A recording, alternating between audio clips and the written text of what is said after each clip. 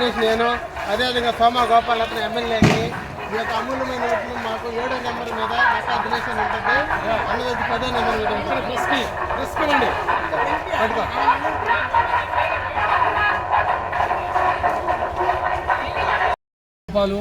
కోవూరు నియోజకవర్గ BCY party MLA అభ్యర్థిగా పోటీ చేస్తున్నాను.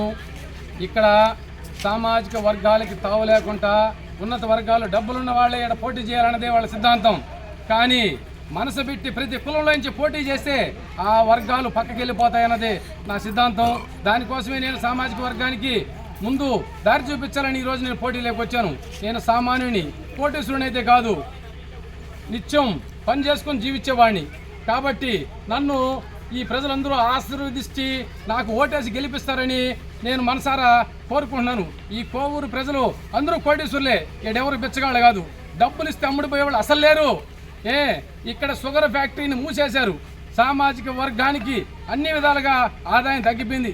పేద ప్రజలకి ఉన్నత వర్గాలు ఏ విధంగా జీవిస్తాయి, కానీ పేద ప్రజలు, రైతు జీవించాలంటే అన్ని విధాలుగా ఆ షుగర్ ఫ్యాక్టరీని తెరిపిస్తాం. మా పార్టీ గెలిచిందంటే నిత్యం ఈ షుగర్ ఫ్యాక్టరీని తెరిపించే దాంట్లో తొలి అడుగు మాదే. జై భారత్, జై బీసీవై పార్టీ. అందరికీ నమస్కారం. నా పేరు నక్కా దినేష్ యాదవ్. నెల్లూరు పార్లమెంటు ఎంపీ అభ్యర్థిగా బరిలో ఉన్నాను.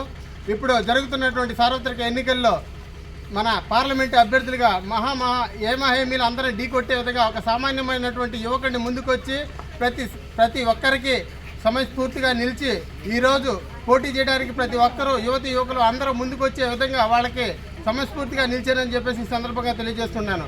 గతంలో ఉన్నటువంటి అధికార పక్షం కానివ్వండి, ప్రతిపక్షంలో ఉన్నటువంటి వ్యక్తి కానివ్వండి, వాళ్ళు ఆల్రెడీ రాజ్యసభ ఎంపీలుగా ఉన్నారు. అప్పుడు మేము అది చేస్తాం అని ఇప్పుడు ఎన్నికలు వచ్చేసరికి నోటికొచ్చినటువంటి అన్ని అబద్ధాలన్నీ చెప్పి ప్రజలు తప్పుదోవ పట్టిస్తున్నారు. గతంలో మీకు అధికారం మీ చేతిలో ఉన్నప్పుడు కూడా ఎటువంటి అభివృద్ధి చేయలేదు. ఇప్పుడు వచ్చేసి నేను అది చేస్తాను, పొడి చేస్తాను, చంపేస్తాను అనేటువంటి పెద్ద మాటలు మాట్లాడుతున్నారు.